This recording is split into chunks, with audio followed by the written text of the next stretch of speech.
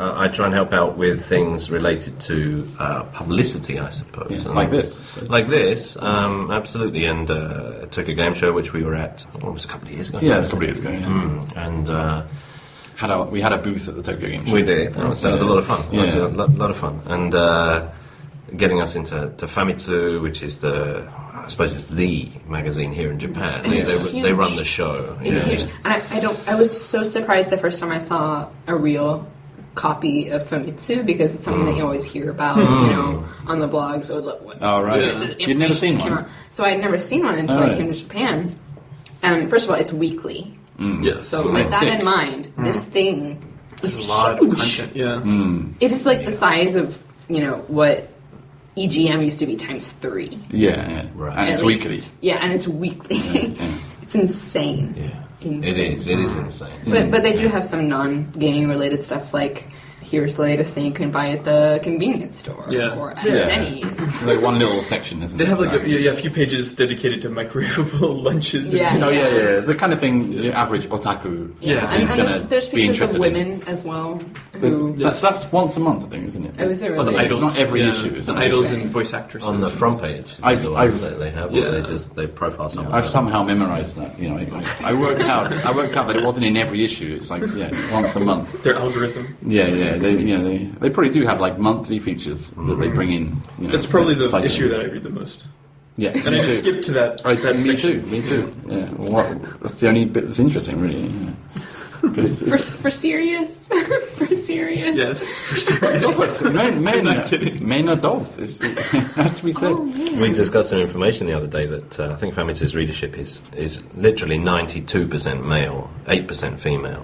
So, for them, I suppose it's a no-brainer to have something like that. Yeah. Yeah, I mean, they don't want it in every issue, do they? But No, just I guess every few issues, it works quite well as an appealing factor. Yeah. And hey, It means people have another look at it, don't they? Yeah. It's not nudity or anything. No, it's not. And it's not like, EGM, or maybe EGM was better about it, but, GamePro back in the day in America was any different. They're full of TNA? Well, just a lot of, it's games. You're going to have screenshots, and there are going to be a lot of, women. So they're not real, usually. But still, you'd see photo shoots of obvious models playing games, pretending to be playing games. Famitsu, actually, they usually have relationships to games. So, it'll be a voice actress or a singer whose song made it to. Yeah. They normally try and pick a model who actually had something to do with it. Yeah. Right? Yeah. As opposed to just random people. Just Which is nice. random cute girls. And And the amount of clothing is variable. it's quite variable. But it's not tasteful. No. They I mean, it's... They can't be, because most of the girls in that section are about 15 years old, I think. Yeah. Also, in one of those editions, they had a male soccer player. Oh, really? I think the issue is about Winning 11 or something. Like that. Okay. So I was kind of disappointed because I'm like, okay. Hairy legs. Winning 11 is... what's that called overseas? It's not called Winning 11, is it? PES? Is that what it's called? Yes. I don't know. I Power don't know, soccer. but actually this would be a nice segue into your background. Ah, yeah. Oh, yes. We're talking about soccer. Yeah, Yes. talking football. Football, we should say. Football, yeah. This is, association football is I came to Japan in 95 on the JET program, which is what we have in common, actually, isn't it? Yeah. And It's been around a while. it's been around a while. we employ jet setters. And Indirect. Yeah, I feel young now. That's nicely done. Yeah. How old are you then? I'm 40 I said it this last year. time. I said it. I'm 40 this year. Isn't that nuts? I'm seriously 40. 40 is the new 30. No, He doesn't look 40, by the way. 40 is good for men. 40 is good. No.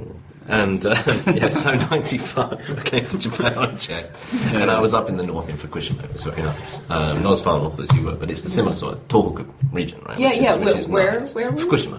Oh, you were in Fukushima. Fukushima Kencho, yeah. So I was up there. So it's a lovely place to be, Tohoku, Japan. It's very nice. And I worked. There's another beer.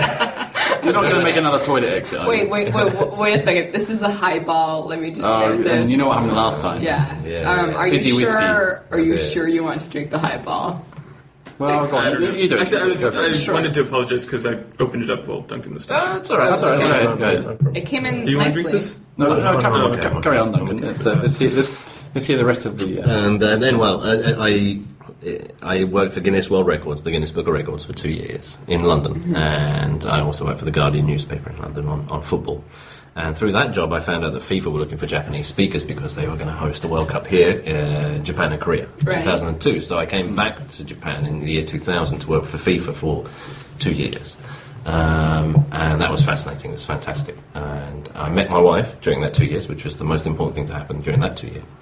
And we both liked Japan, and she's half Japanese as well. So we decided to move out away from Tokyo and to move to Kyoto because it's just a fabulous city. So we turned up here and we checked into a hotel. We knew no one here. We had a bit of stuff, I suppose, not much stuff.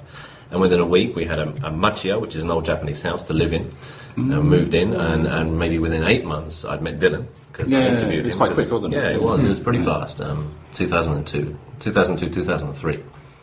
Because I was a TV producer for a now defunct TV channel called Gamer.tv. Which was made. It was a TV production company that was made on .com money, so you can imagine how that went. So it was. I did very well for a few years, but then their business model didn't work, unfortunately, and I think they recently just folded. And But no, I made some nice connections through that, Dylan being one of them, of course, and I got to meet quite a few people in the game industry. Miyamoto-san, yeah, that's right. People, right? And you met him in the supermarket once as well? I did, yeah. I bumped into him in Isetan down in the Kyoto Eki with my son, and he was with his niece and his nephew or something, so he introduced me, and we kind of stood around and felt a bit awkward for a while. We walked off. What was he buying? I don't know. We were on the ceramics floor, so Interesting. Buying pottery. But when I was looking at stuff I couldn't afford, and I imagine he could pretty much buy everything in that entire floor. So we were at different ends of the retail scale, put it that way. This is one of the things Japanese people find interesting about foreigners in Japan. If like you know someone, you meet them at the supermarket, they you always just ask, bump into them. That's what are you probably buying? a Kyoto thing. No. it's not? This is back when I was living up north. Okay. Small city, so I would run into my teachers or just random people. Sometimes, random people would come up to me and want to just talk to me. Just talk to you. Yeah, on the street sometimes. Men. Mostly old men. Mostly old men. Were they wearing like long overcoats? No. That's sketchy. But still, just old men who, even now in Kyoto, who just want to, happened to me the other day. Yeah, no, it's good. In Kyoto, it's very friendly. It's not creepy, is it? That's the nice No, it's thing, very right? friendly. It's creepy, but always it's still like, friendly. who is this? It doesn't happen in the West, so it kind of puts you out first. But especially in Kyoto, I found anyway, and probably in the country as well. Not so much in Tokyo, but in Kyoto, you do get a lot of people just naturally will just talk to you, and that sort of friendliness I quite like. It's nice, community, absolutely. Okay, so here's another question for you, Duncan. Okay. Do you consider yourself a gamer? Probably not to the level of the other people around this microphone. Yeah, we're hardcore. And I don't know. You guys. Dylan runs a company, so I don't know if you actually get that much time to play. Do you play much these days? No, I'm playing Gran Turismo 5 at the moment quite a bit. It's quite good actually. Actually, it's not bad at all. Not that bad. Not bad. So I'm English. $900 billion later. It's not bad. It's not bad at all. Yeah. Well, it's the first. The controls are so tight on it. It's actually quite a fun racing game in the way that Ridge Racer and those kind of games are. And so I'm really enjoying it. Nice. You got a wheel? No, just on the controller. But I've remapped the controls so the accelerator and brake, for some reason, they're on the pad. So it's not analog. So I remapped the controls to the R2 and L2 bumpers. So you actually get analog control on there, and that actually helps a lot. So that's my tip for Gran Turismo. Here first. When you get Gran Turismo, switch the controls. Yeah, that's it. Yeah, redefine the controls. That's going to show up, on thousands of internet news sites. Dylan bashes Gran Turismo's drill scheme. Yeah, well, the default one. Yeah, well, I don't mind doing that. I think they just kept it because it's the traditional setting they've always had. That's what they've always had. Yeah, and they didn't want to change it. But you can just change it. It's easy to change. And you do play games, though. I do, and my first, this is back when I was a young kid growing up in Stevenage, which is to the north of London and in England, and big shout out to Stevenage Massive. It's, respect. Respect. Who are? Chest pound. Respect. So, in Stevenage, if you wanted to play video games, this is back in the mid-'80s, really, so I am not showing my age now, you have to go to the bowling alley, which is where they had the games. So you'd go there, and they had Konami Track and Field. And I don't know if you guys have ever played that. You With the joystick destroy broken. your fingers and stuff the like button, that. the buttons, you're trying to run the 100 metres and stuff. And it's just, so I used to play with an old friend of mine, Simon Bayliss, and he'd do the jumping, I'd do the running and stuff like that. It was really cool. I really enjoyed that. And then I like a lot of kids, and I think like Dylan, I got an Electron, I got a BBC Micro. I don't even know what these are. These were in the States, and then I don't know. Like BBC Micro came out in the States, but I don't think anyone bought it. No, the Spectrum did. It's called the Timex. Oh, wow. Yeah, they were Timex popular in the 1000. States. Wasn't it? Really? Yeah. The Commodore and I know the Commodore. Commodore 64. I bought it. Yeah, I had a 64 as well. Commodore 64. They're very popular. Which was in like Britain. £299. Which you think about what that What? cost? What that That's a lot of money. That's a lot of It's an money. enormous amount of dollars. Yeah. So Oh dear. It's a lot of money. Yeah. PlayStation now is cheaper than that, right? PlayStation 3, isn't it? No, completely. Yeah. Commodore 64. But you could program it. You quite could. well. Yeah, you could. Yeah. That's right. But I think that's why there's a lot of programmers who are from Britain as well, because a lot of the console games didn't really catch on so much. I mean, they are now, but in the 80s they didn't catch on like they did in America. And so the Commodore 64 and the Amiga and the Atari ST and all those kind of machines, they were much more popular. And so we had like the Sinclair Spectrum, which I think sold 7 million units just in England alone. Wow. Like Britain alone, yeah. So that's how I got started. Then I had a hiatus, I suppose. And then my son, I have an iPhone, and my son's discovered Angry Birds.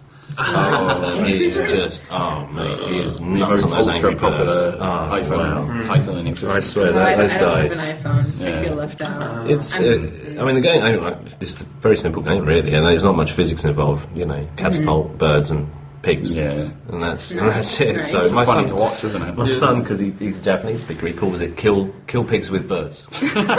Was that like the Japanese title or something? No, I don't know what it's called. That's just what he calls Maybe it. it's probably Angry Birds in Japanese, but he calls it Toributa Koroshi. Which is That's pretty high level Japanese. kill pigs with birds. Yeah. But no, he's really getting into that. So and he's 6, and he's starting to look at the adverts on telly and then figure out what a Wii is. Yeah, you should get Figure it. out what a right. DS And probably is. his friends are probably pressurising him. Yeah, You that's should right. get 3DS. Well, Jerome, here, who's a colleague of ours here at Q Games, his son is also 6, and his son's just a master at games, right? He's 6, and he's all over it. Yeah, he's completely. He plays Little Big Planet, doesn't he? Yeah. It's quite something. So it's really nice to see. I have no problem with my son playing games. I mean, it's a great way to learn, great way to discover, and, just have fun while you're learning. So. Oh, and for kids, PixelJunk Racers actually is very good. There you go. Yeah, we saw a 4-year-old round at our house a few months back, and we just switched on PixelJunk Racers on the screen and just left him to it, and he was just and he was just playing around with it and having great fun. And he sussed it out. Because I mean, the controls are so simple, and it's just left, right, and accelerate. That's so true. He's really having fun. Yeah, I thought that's stuff. quite good.